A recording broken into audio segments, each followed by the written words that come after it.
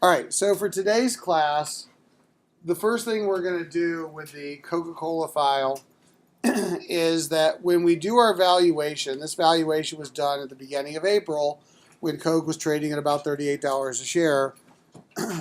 We had put in some assumptions that came up with a share price for Coke. Now, on your group projects and when we reuse this model for other companies, we're going to put in our own assumptions for a company to get a final valuation. And one of the things we need to do is we need to know if our final valuation is reasonable. So part of what we're going to do today is we're going to put in a couple reasonableness tests into our model. The first reasonableness test is around the ROIC. So in the EPEOY for end of year tab, we are forecasting after goodwill a forecasted ROIC for our company, all right? And so this is going to be the first reasonableness test, okay? So we'll forecast the ROIC. So what we're going to do is we're going to graph that forecast of the ROIC, all right? So what we're going to do is we're going to go to the EOI, which stands for end of year ROIC, which matches up with the end of year ROIC analysis you're doing in the tree, as opposed to the beginning of year. So we use the beginning of year ROIC in the valuation just so our DCF and the EP valuations match up. But for analysis, we're going to use the end of year ROIC for our sanity checks. We do want to include the money that was spent in the current year in our evaluation. And we also want to match and sync up with the analysis we're doing in the ROIC drivers, which is based on the end of year ROIC. So again, back to the EPEOY tab. I'm going to take the ROIC and I'm going to create a line chart. So this depends on whether you're in the PC or Windows version of Excel. I'm in the Mac version. So what I'm going to do is I'm going to insert a sheet as a chart sheet. But what you could just do is just insert the chart into a sheet. Okay? And basically what you want to do is it'll default to a bar chart and you want to go to change chart type and switch it to a line chart. So what I've just done is I've basically graphed the historical, 6 years historical, and 11-year forecast, so 17 years or 16 years of ROIC. Sorry, it's 5 years history, 11 years forecast. Yes? What did you put insert what? So I just did on my Mac insert sheet, chart sheet. But you could also just insert the chart itself into a sheet. So the point is you need a line chart of the historical ROIC. Okay, so this is what that line chart is. And again, by default, Excel will create a bar chart. So I'm just changing it to a line chart. What if it doesn't put it in your sheet? It'll put it somewhere. But yeah, on that exact screen. Yeah, you put it on that screen. I mean, you can cut and paste it to another worksheet Okay. later. Now, a couple more modifications we're going to make to this chart. One, we're going to right-click on it. We're going to select the data. So that the name of the chart, we're going to put a name of this chart, and I'm going to call it the EOY for end of year ROIC, just so that we know what chart we're looking at later if we ever print this out. And the second thing I'm going to do is I'm going to select the data, and for my x-axis labels, select a range. I'm going to choose the range of the historical years. So starting from C1 on this tab, going all the way to R1. So then I'm going to put that in the x-axis. And so that's going to make sure along the bottom, instead of saying 1 through 16, it'll just give me the years as labels. Okay? So basically what I now have is I just have the chart of the historical ROIC and the forecast ROIC for Coca Cola. So what's going to happen is when you do your valuations, you're going to say, all right, here is my final valuation of my companies. Think about your group projects. And what you're then going to do is you're going to give me the price, the buy, sell, hold opinion, and then you're going to display this ROIC chart. And this ROIC chart has to be defensible. It has to make sense. All right, because inferred in your valuation is an expected ROIC, and we had to basically say that this would be a reasonable ROIC in the future. Now, if we go back to lecture note 3 and the book reading, we said this was also a very important chart. And this is a historical ROIC chart that McKinsey had done where they looked at ROIC across quintiles of different publicly traded companies. And what they showed was what I would call ROIC compression. That regardless of the quintile, over time, ROIC tends to head towards the cost of capital. And I said this should be our bias whenever we do a valuation, that when we go into the out years, we shouldn't expect the ROIC to be increasing every year. We should expect it to be moving towards a cost of capital. Right? So again, it also means if you're underperforming, it actually would increase, but it would increase towards your cost of capital. But if you're doing well, you shouldn't be doing even better. So that's really the point about the Coke ROIC chart, is that for Coke, I have to say that this is or is not a reasonable chart given my valuation. Was there a question over there? Question? No question? All right. So in this case, the ROIC in my valuation goes from about 30 to about 33%. That's not necessarily unreasonable. So what I'm really going to have to say is, okay, Coke is doing better in the future because either the industry it's in is getting better or they're getting more competitive advantage. But if I was going from 30 to 40 to 50 to 60, well, that might be a little bit more unreasonable, which means I'm probably going to get a ridiculous stock price with a ridiculous graph. And so that's really what I want to do. I want to use this as what I'll call a sanity test against whatever valuation I'm forecasting. Because again, I don't know if my valuation is going to come true, but at least I have to be able to look at this chart, and I need to explain this chart and say whether or not I think it makes sense. So this is one of the two things you will need to do to defend your stock price when you come up with a final valuation of a company. We're going ahead and putting it into the Coke model that we're reusing.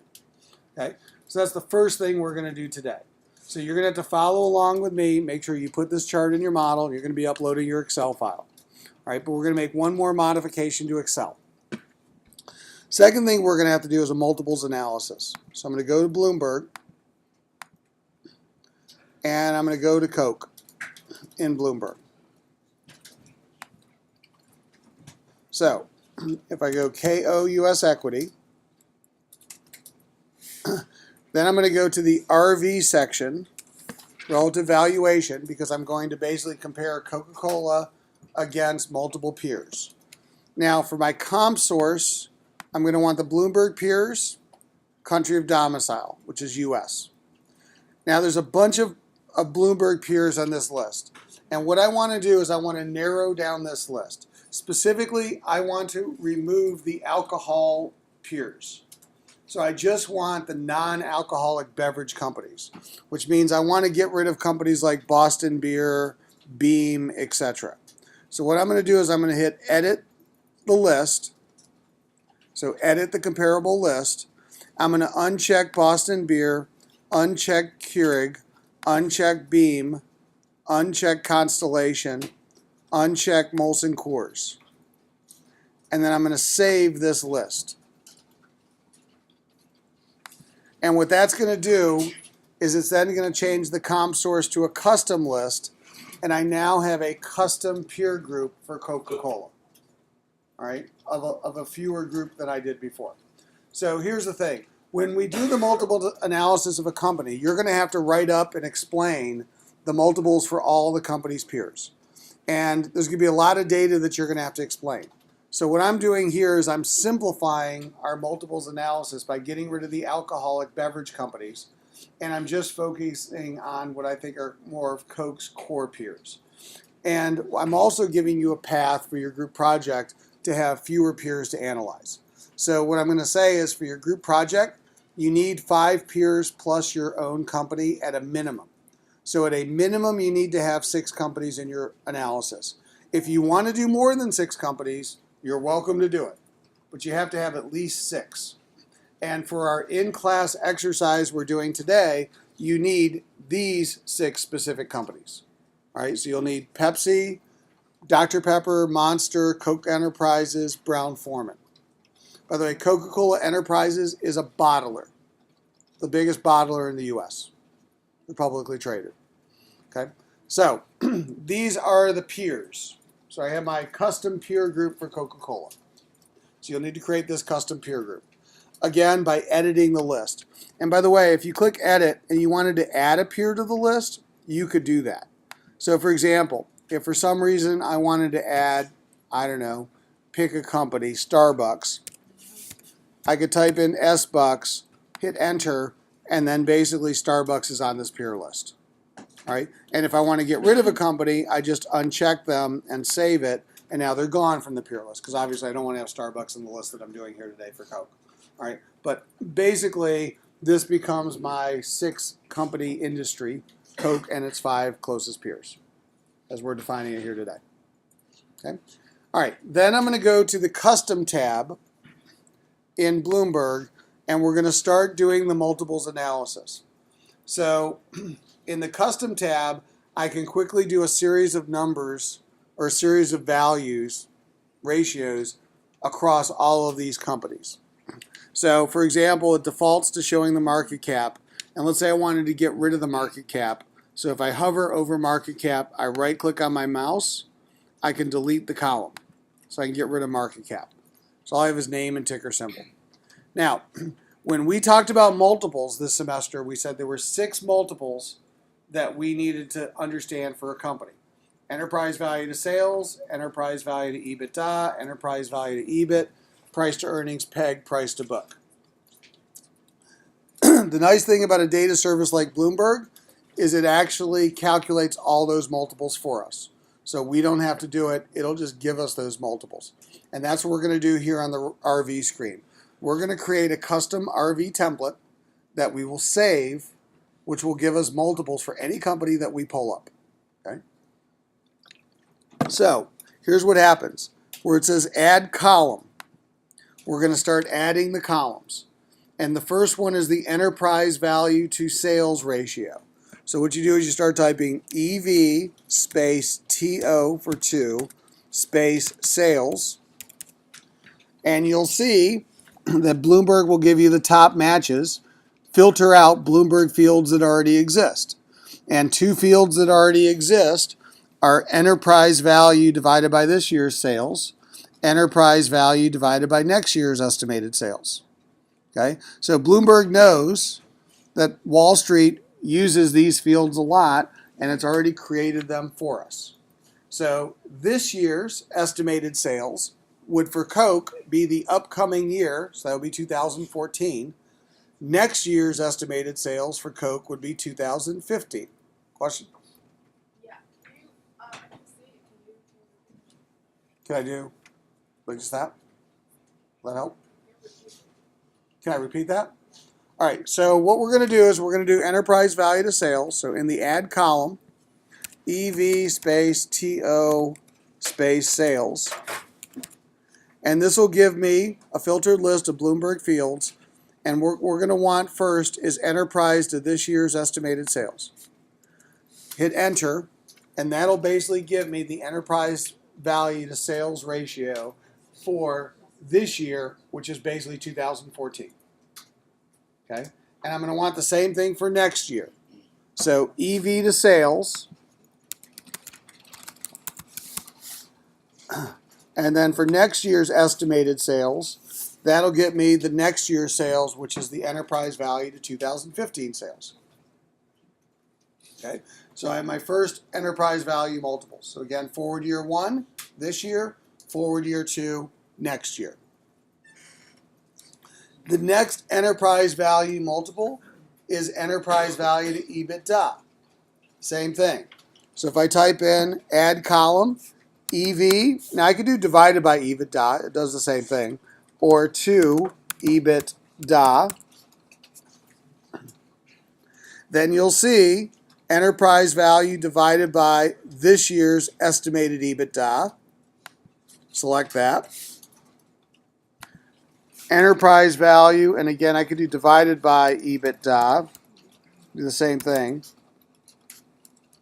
Actually, better do 2. To EBITDA. then I get enterprise value to next year's estimated EBITDA. So again, enterprise value to 2014 EBITDA, enterprise value to 2015 EBITDA. Forward year 1, forward year 2. Calculated for all the companies in my peer group. Real time. This is real data. Okay? All right. Next, enterprise value to EBIT is our next multiple. So I want to do the same thing.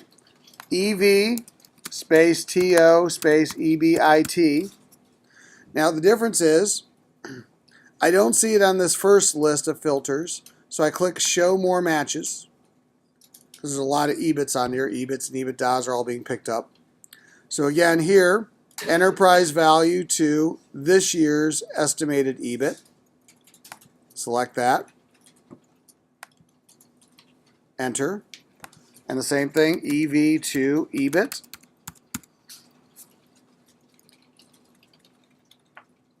Show more matches. Enterprise value to next year's estimated EBIT. So what we've just done very quickly is we have created the template that will give us the enterprise value ratios for EV to sales, EV to EBITDA, EV to EBIT for any company. In this case, Coke and its peers. Forward year 1, forward year 2. Okay. All right. The next ratio that we want is the price to earnings ratio, or P to E. So that's what I'm going to do for add column, P/E, for price to earnings ratio. And same concept. So what I want is the current year. So I'm going to show more matches. And I'm going to want the estimated PE for the current year. I'm going to select that. And then I'm going to want the estimated P to E. And I'm going to want the estimated PE for next year. So I have the PE for 2014, PE for 2015. All right. Now, here's the thing. If I had just typed in, don't do this, I'll just show this to you on the screen. If I just typed in the price to earnings multiple itself, one of the features that Bloomberg would allow me to do is it'll bring up this, which period do you want the PE for, and I could customize the period of time, either historical or forward PEs.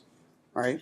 Now, that's another option, and I can actually get to the same PE using this configurable PE menu. But I'm also saying that Bloomberg knows that these are common PEs that people use. So they've already created custom fields for this year and next year for the most common ratios.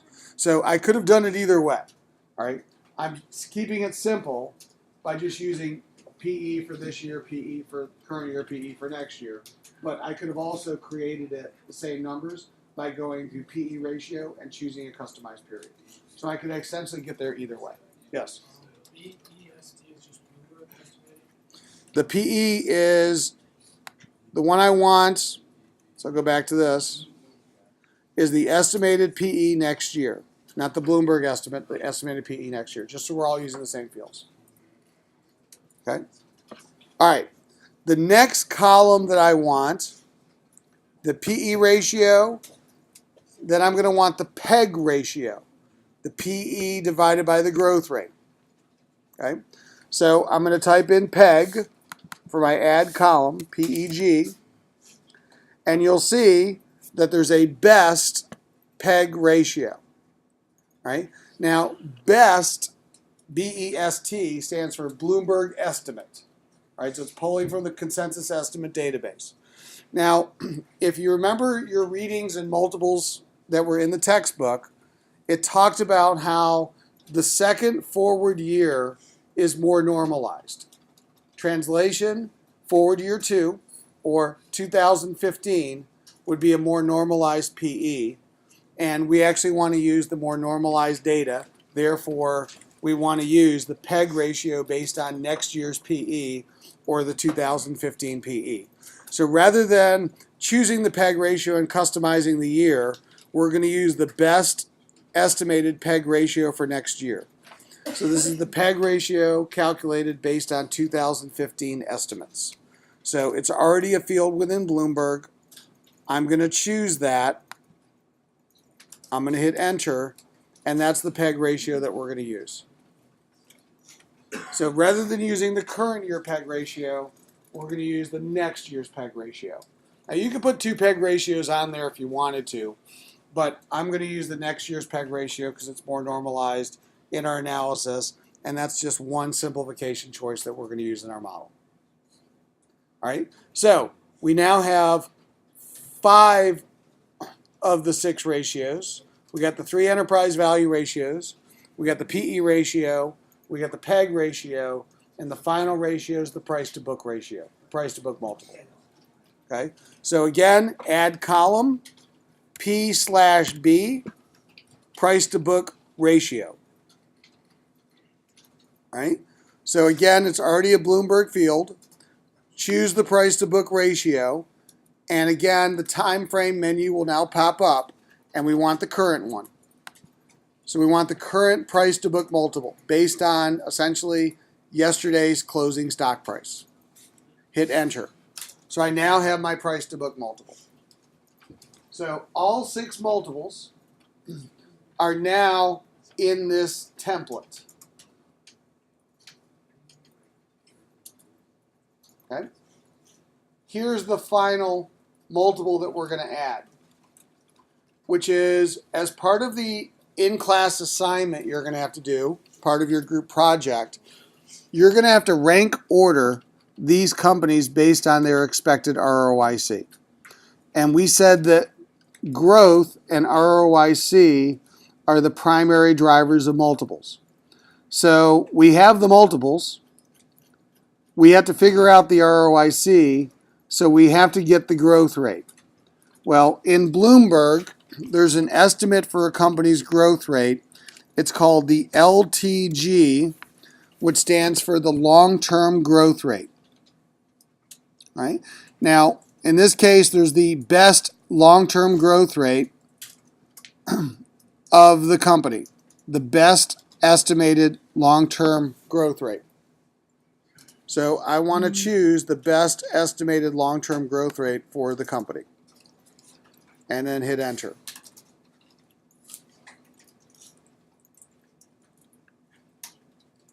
All right. So I now have the best estimated long-term growth rate for the company. All right. Actually, I'll tell you what. Let's delete this column. And I want to be consistent with what I did in the other classes because I just realized I used the different one in the other classes.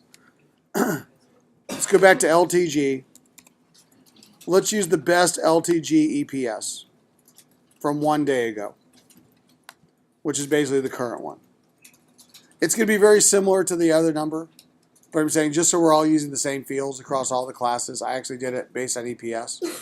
So the idea is this, is that the analysts are forecasting a growth rate for 5 years of earnings per share. So we're putting that in our model. Now, when we do our valuations, we're doing G, which is growth in free cash flow. And what the analysts are guessing is growth in earnings per share. So what we're going to do is we're going to use growth in earnings per share, this long-term growth rate, as a proxy for growth in free cash flow, except it's not an absolute proxy, it's going to be a directional proxy, meaning faster earnings per share growth should be faster free cash flow growth. So it's not the same magnitude, but it's kind of the same directionality. That's an implied assumption that we're going to use. Okay, so that's why we're going to use the best long-term growth rate in earnings per share. And day minus 1 day ago, is basically the current one. It's from yesterday. Okay, so just in case the analysts have been changing it. It's the most recent one. All right, and that's what I'd used in the previous sections. That's why I'm actually using the same one here, just so we're consistent. All right, so here's what we want to do. We want to save this template. So click on Save As, and then create a name for this. So what I'll call this is like 443 multiples, or you can call it multiples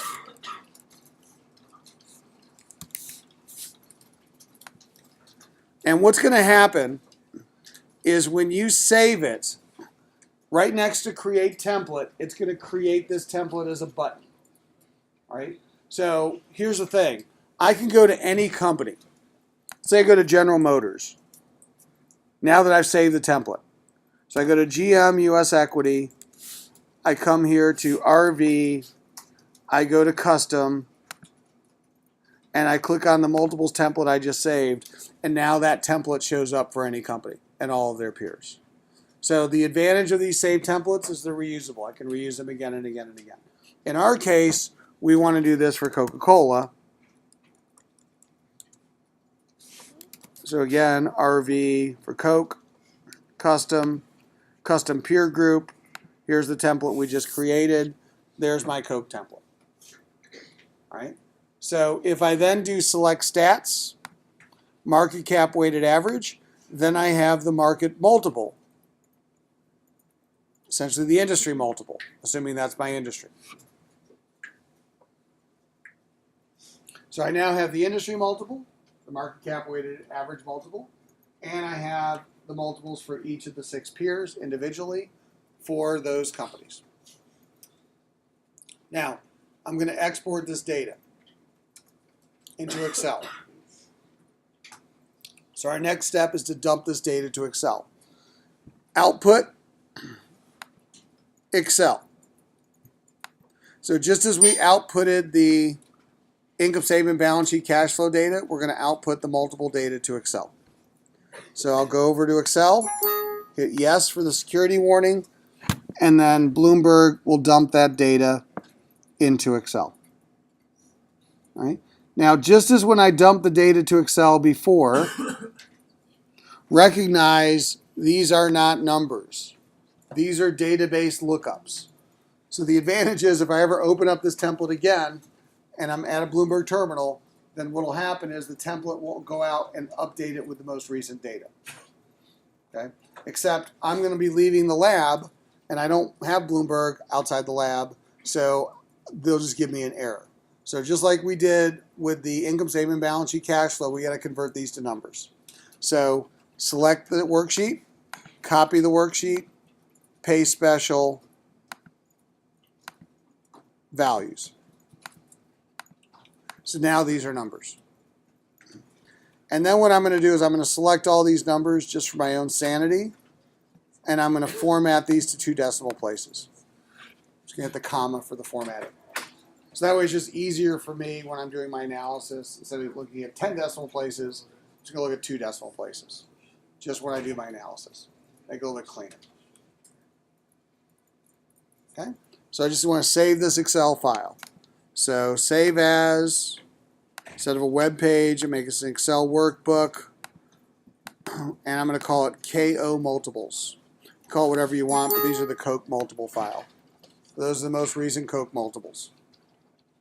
I just saved it as an Excel worksheet, so I have it ready to go. I'm outside of Bloomberg. All right, questions about what we just did? Be able to follow along? If you're not at the terminal, like I said, you're welcome to partner with somebody who's at the terminal, and they can give you this exported file. Okay, but at some point it wouldn't hurt if you put this template in your own account, because this template is stored in your account, so it's always there. It's available for you.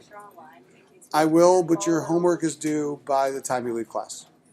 So yes, the lecture will be posted online, but the homework is due by the time you leave class. It's in the class 6. So That file and our write-up. almost this file and the write-up. So we're almost done. We got about 5 more minutes. All right, so here's what we're going to do. So I have this file that I just exported.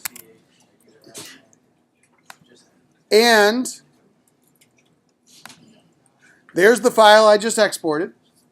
And there behind it, also open in Excel, is the valuation model for Coke that we just added the ROIC chart to. All right, so I have both files open. So here's our final step we're going to do today, which is I'm going to take the multiples file I just exported, and I'm going to move that worksheet into the valuation model. So in this case, I'm going to highlight my mouse over sheet 1, right click, move or copy, and then I'm going to change it to the book, to the valuation model, move it to the end, and hit OK. So what that just did is it took that spreadsheet and it basically put it as a tab as the last tab of my model.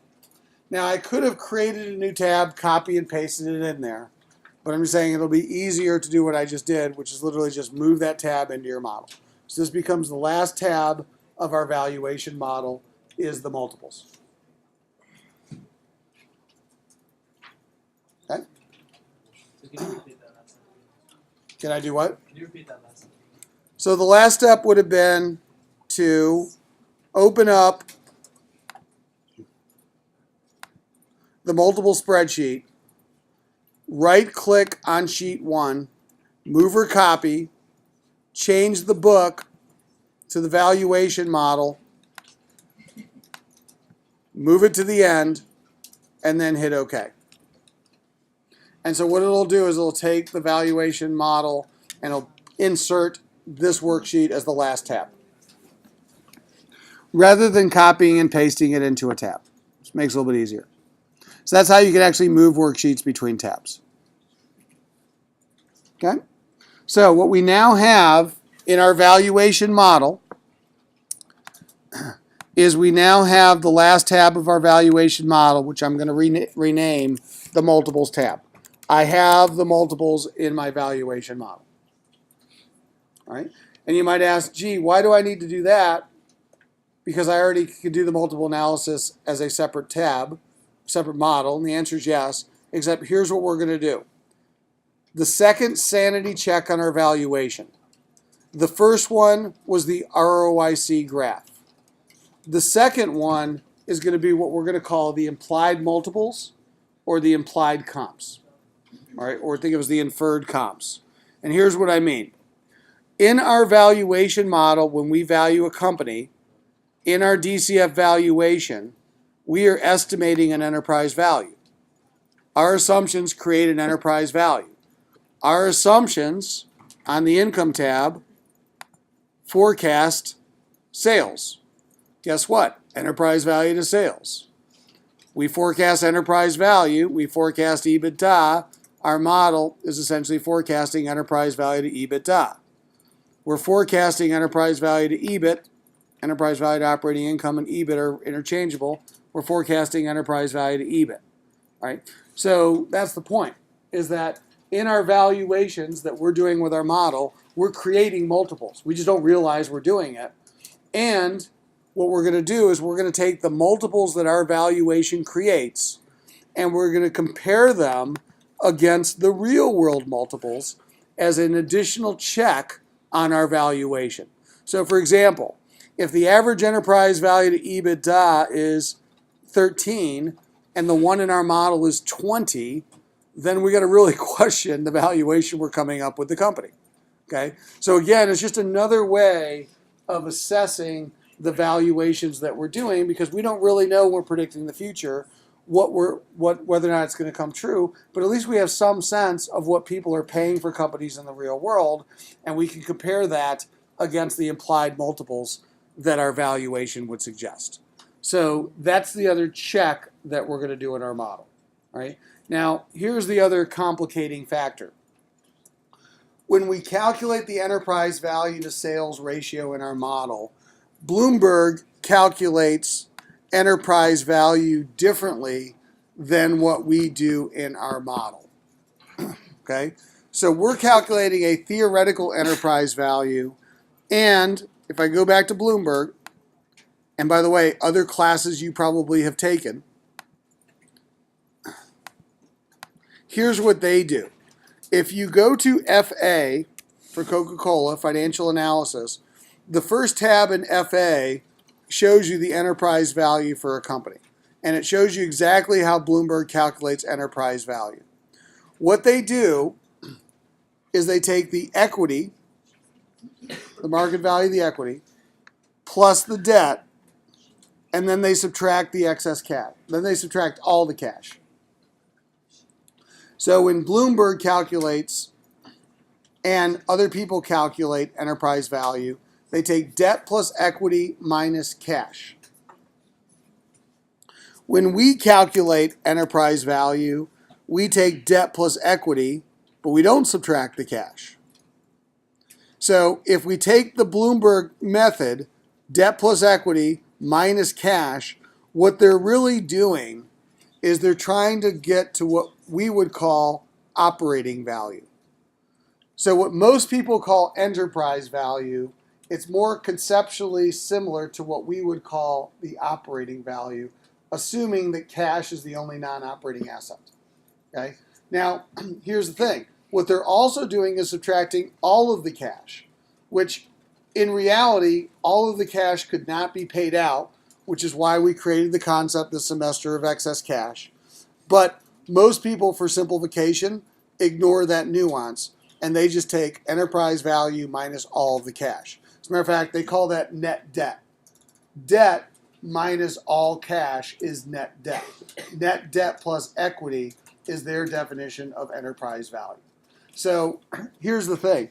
If we're going to do an apples to apples comparison between the multiples we just downloaded and the multiples in our model, we're going to have to make a slight adjustment.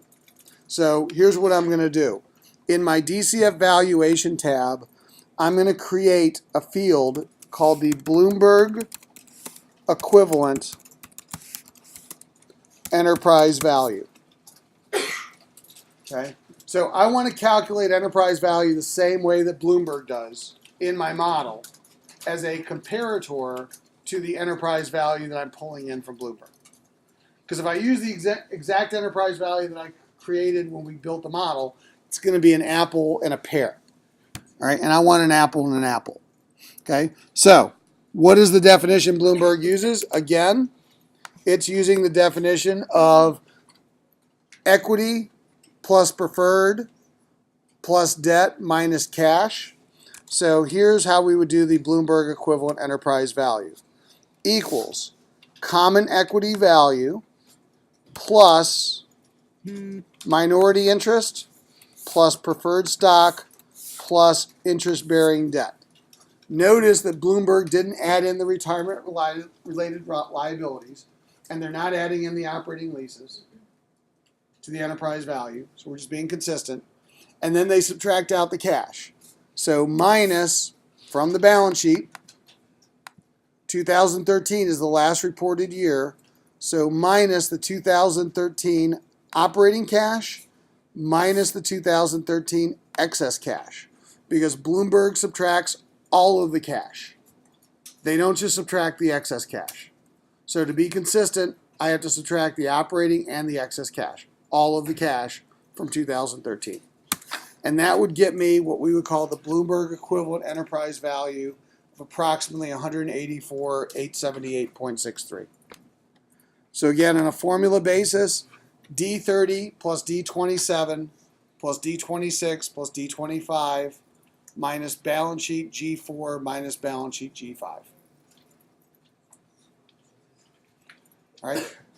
And that's what I'm going to call the Bloomberg equivalent enterprise value. Or I could call this the Cap IQ equivalent enterprise value, because Cap IQ does the same thing. Or the Thomson Reuters enterprise value, because Thomson Reuters does the same thing. This is the convention that people use in the Wall Street, is they'll use this definition of enterprise value. This is probably the definition, if you'd taken another valuation class, you probably learned. Right? And what I told you at the beginning of the semester is it's not that this is better or worse than what we're doing. It's that I wanted you to understand conceptually what people are doing. And what people are doing is they're taking what we would call enterprise value and they're subtracting the non-operating assets. And they're saying cash is the big non-operating asset. Notice they're not subtracting the other non-operating asset, which are investments in other companies. Again, that's a limitation of what people do in the real world. Just understand it's a limitation. So for example, if I'm doing Yahoo, which, today Yahoo's reporting their earnings, or yesterday, and one of the things is almost all of Yahoo's earnings were pretty much the earnings they got from owning a stake in Alibaba, 24% stake in Alibaba. That's a big deal. And this would be missed in this definition that Bloomberg even uses. But nonetheless, this is what people use. So, back to this. Here's what I'm going to do on my multiples tab, and what I need you to do is I'm going to add into row 4 something which I'm going to call the implied multiples.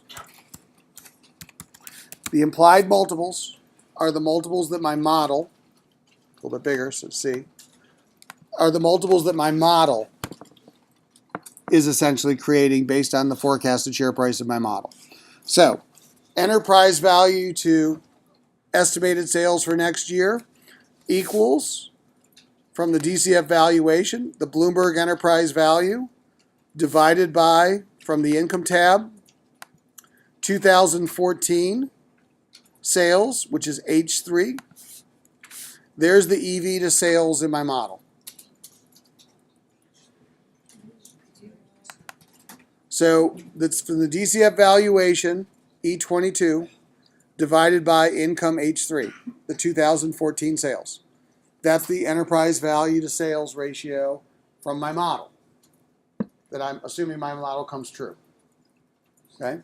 Same thing, EV to next year's sales equals, from the DCF valuation, there's my Bloomberg equivalent enterprise value, divided by, from my income tab, 2015 revenue, I3. There's next year's EV to sales. All right? EV to EBITDA equals, from my DCF valuation, my Bloomberg enterprise value, divided by, from my income tab, 2014 Ebitda, which is row 7, so H7. Enterprise value to next year's Ebitda equals, for my DCF valuation, Bloomberg enterprise value divided by income. 2015 is I, so I7. There's next year's enterprise value to EBITDA. All right? Next, enterprise value to EBIT equals, from the DCF valuation, Bloomberg enterprise value, divided by, from the income tab, EBIT is operating income, which is row 9. 2014 is H9.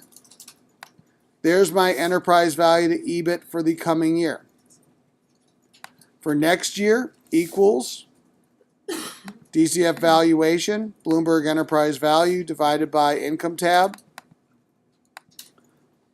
Again, row 9 is EBIT. 2015 EBIT would be I9. There's my next year's enterprise value to EBIT. Right? Next, I have my PE ratio. PE ratio equals, from my DCF valuation, the price per share, which if I ignore the shares is the stock price, so the common equity value, divided by, from my income tab, 2014 net income. Row 18 is net income. 2014, which would be H18. There's my price to earnings ratio for next year, or this year. Price to earnings ratio for next year is my common equity value divided by, from the income tab, I18, which is my net income for 2015. So I now have a 2015 PE ratio. By the way, I'm going to get rid of these dollar signs, because ratios generally don't have dollar signs. These commas. All right? PEG ratio. I can't really do a PEG in my model because I'm not really guesstimating a long-term growth rate in my model. So I'm going to ignore the PEG ratio in the model.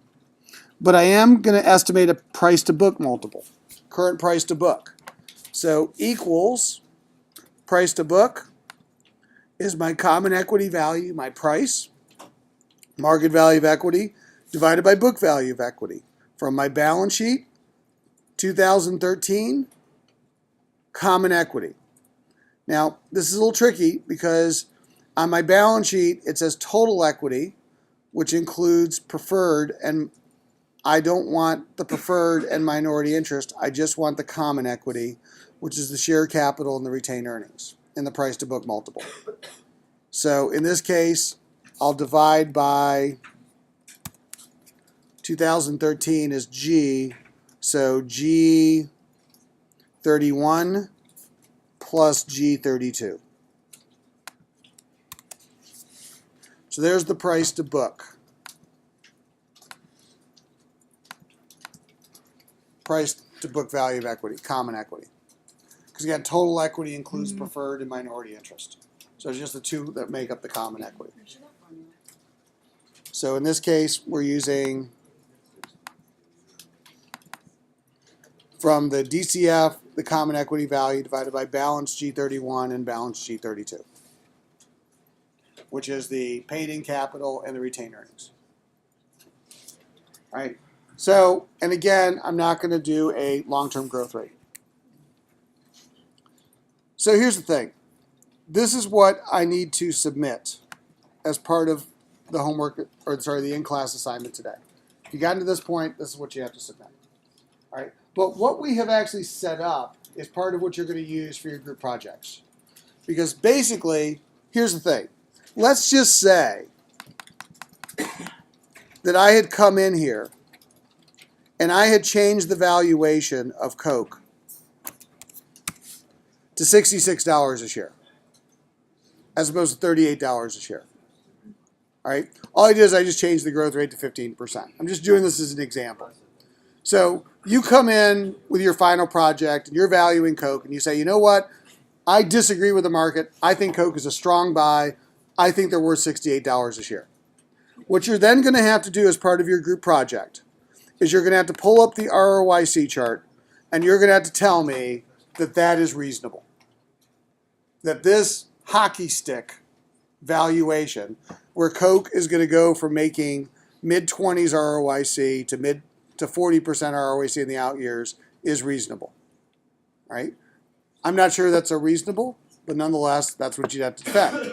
Then what you'd have to do is you'd have to say, oh, and for the multiples, that means that suggests an enterprise value to Ebitda multiple of almost 23.5, where the industry is trading at 13.5, and no one in the industry is close to 23.5. So all I'm telling you is it would be very hard to justify stock price in the 60s for Coca Cola, because look at what multiple of earnings I would have to pay to justify that. And look at what the ROIC chart would have to look like to justify that. So it's probably not a reasonable valuation. All right? And so that's why we do this.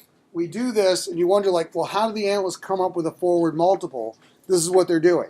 They're forecasting the cash flows, and they're saying those cash flows would have to equal a multiple. And that multiple is a multiple of earnings that has to triangulate with the actual multiples people are paying out there in the real world. Because if I'm suggesting that somebody pay a multiple that has nothing to do with the real world, I have to have a really compelling reason to do it, or I just have an unrealistic valuation. All right? And so it's just another way of doing a check and balance on our valuations when we're doing all of this forecasted data. Okay? So that's what we need to do to our model. This piece of changing the Coke share price, I'm going to undo. But I'm setting up the model so you can do this for your group projects. So this is the final part of section 4 of your valuations, which we will practice again next week. Here's the other half of your in-class assignment today. So the first half of your in-class assignment today is to get to this point of this model and upload it in Excel. And as I said, if you're not at a Bloomberg terminal, somebody could have given you the Excel template to put in, and you need to put this Excel template and make these adjustments in Excel before you leave class today. The other thing you need to do before you leave class today is the multiples assignment. So this is very similar to what you have to do for your group project. Here are the 6 companies, and there are the actual multiples of the 6 companies that we just downloaded. What I want you to do is to rank from 1 through 6, 1, 2, 3, 4, 5, 6, those companies based on their expected ROIC. So you have to solve for what you think the expected ROICs are, and you have to tell me, based on these multiples, who has the highest expected ROIC, who is the second highest, third highest, etc., down to the lowest. And then you have to write up how you came up with that order. That's the other half of your assignment you have to complete in class today. Now, I'm not looking for an actual number. I'm just looking for a relative ranking of who you think, based on this multiple data, the market thinks is going to have the highest expected ROIC to lowest expected ROIC, but against Coke and its peers based on that data. So that's going to be a Word document, right? Or you can type it in directly into Canvas in the text box. But basically, that's the other half of your assignment for today. So right now, it's 2:54 in this class time. You have until about 3:30 to have finished both of those. Otherwise, there is no homework. I mean, I'll post this video, but by the time you see this video, it will be too late because the deadline would have passed. You have to finish before you leave class today. This is what needs to be accomplished for in-class homework too. Again, you're welcome to help each other get the data. You're welcome to even talk through with each other the relative rankings to help each other do it, but you have to individually write it up, and you have to individually submit it. Okay? That's what our class is about today. Questions?